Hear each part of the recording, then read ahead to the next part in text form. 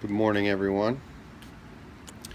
I just wanted to catch you up on what I've done so far and let you guys get a good look at my eye, my this eye.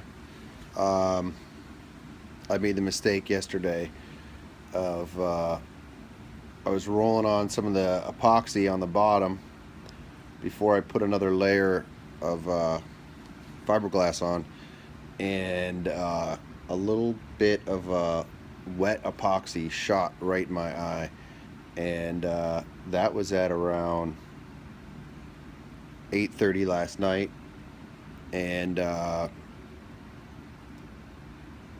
had to stop what I was doing and take my gloves off. I got up, I went right to my outdoor faucet there, and started rinsing it out, trying to get it off. And it wasn't a large amount, but and it more like landed. I closed my eye obviously when it blinked when it came and shot me in the eye, but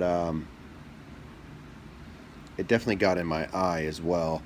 And when I rinsed it out, I tried not to rub it into the eye. I was trying to rub it off my eyelid and off, and to be honest with you, I really couldn't feel any of it. It just seemed like I'd gotten it off right away.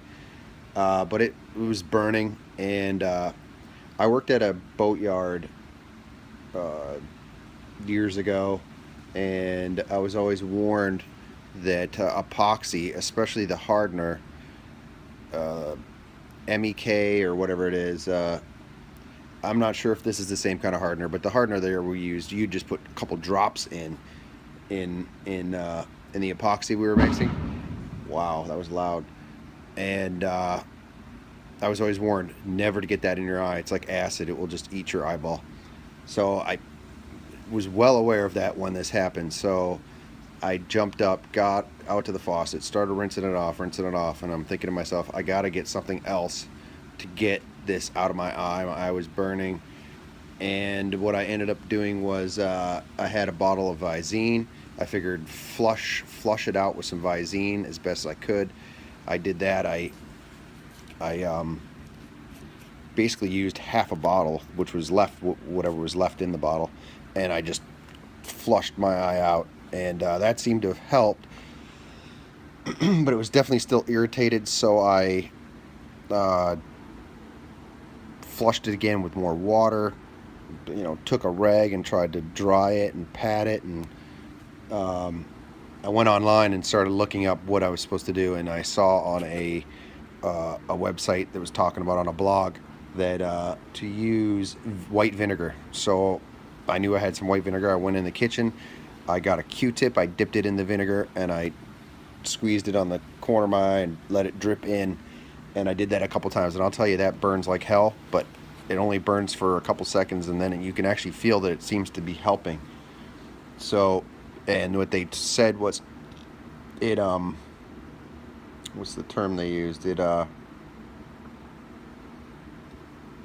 can't think of it, but it stops the epoxy from continuing to harden and burn. It stops it anyway. I did that a couple times, and then I flushed it out again. And I'll tell you, my sight wasn't screwed up, because when I look, if I close my eye, I could still see fairly well. It was just more irritated. It was more the eyelid, the underside of my eyelid, and the bottom side of my eyelid. It felt like that's where it was in. It wasn't really attacking my eye. It was like attacking the eyelid itself. And so after a while, I just had to leave it alone, and I left it alone. Um, and it just like that scratching feeling when you'd blink, it felt like something was scratching your eyelid. And if I sat there like this and held I could look around and it didn't hurt. So I knew it really wasn't hurting my eye. It was more the eyelid. And after that, um, after a couple hours, I noticed that if my eyes were closed, it was better. My eye was watering constantly, and I went to bed, and I was able to fall asleep, because when your eyes were closed, it didn't hurt. I fell asleep, woke up this morning, and all that epoxy that was in my eye had come out and had crusted over my eyelid, and but I could feel that when I blinked, it didn't scratch anymore, which was I was very happy about. And I had it all in the corner of my eye, all across my eyelid, the epoxy, and so now it's just a little swollen, probably from me rubbing at it and doing everything and getting that in there. But I feel a lot better. It's definitely better than what I had, than what it was last night, and it doesn't really bother me. I can just feel that it's a little swollen.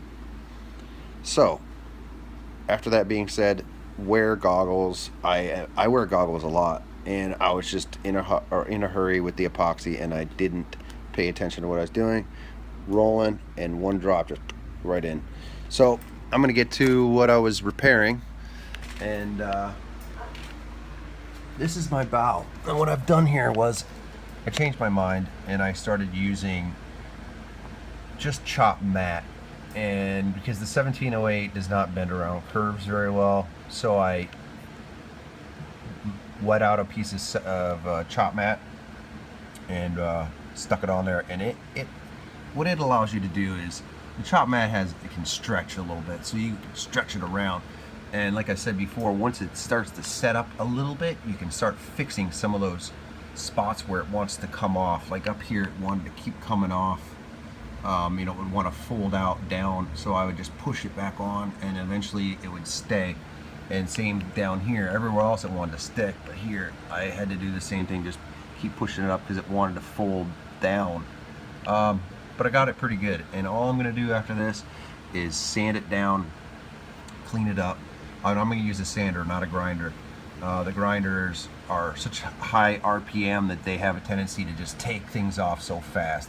So a sander would probably be a little better in this place. I'm just sand it nice and smooth, and I'm going to mix up some peanut butter and smooth it over one more time with probably some chopped glass and some Cavasil. Once that's done, I'll let it dry probably till tomorrow. Sand it down one last time, and if I have any imperfections, I'll just mix up a little bit of epoxy and use a plastic scraper, wipe it across, and that would fill in any little pinholes, and nice and smooth.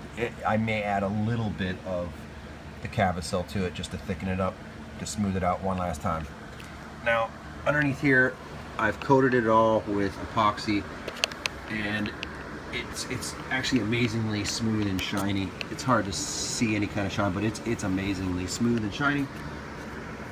Hopefully the fan won't cause you guys sound problems, but underneath here, what I ended up doing was, from the beginning would have been 1708, one layer, about 8 or 9 inches wide. Stuck that on there, let it dry, sanded it out, and then from there I added another layer of 1708, about 4 inches wide, right down the spine. Stuck that on, wet it out, and then my last coat was just a layer of chopped mat, because I wanted it to form really well around it. So I used a layer of chopped mat. There's my edge of my chopped mat. I wet it out real good. I wanted it to stick, and I wanted it to lay nice and flat, no air pockets, because the air pockets are where you run into problems. Up front, you can see this is where the mat started kind of fairing out there, which I'm going to grind all that, or I'm actually going to sand this as well with a sander and probably some 80 grit, just to smooth it all out.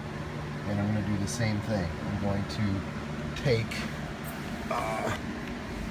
my sander.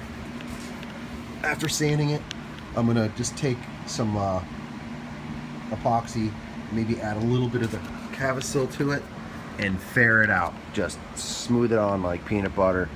Nice light coat just to blend everything in. And once that's dry, I'll lightly sand that smooth to where you don't see any more blemishes. And if I have to, I'll mix one last coating of epoxy and then roll it on, because the roller, when you roll the epoxy on, it puts a nice clean coat on there. You can actually see right here, this is the epoxy on it, and it's literally like glass. It's so smooth. So that's probably the last thing I'll do. Again, wear goggles. I'm gonna probably get my sander out and start sanding it. I'm gonna wear my goggles and my mask like I should have been. And that's it for now. Thanks for watching.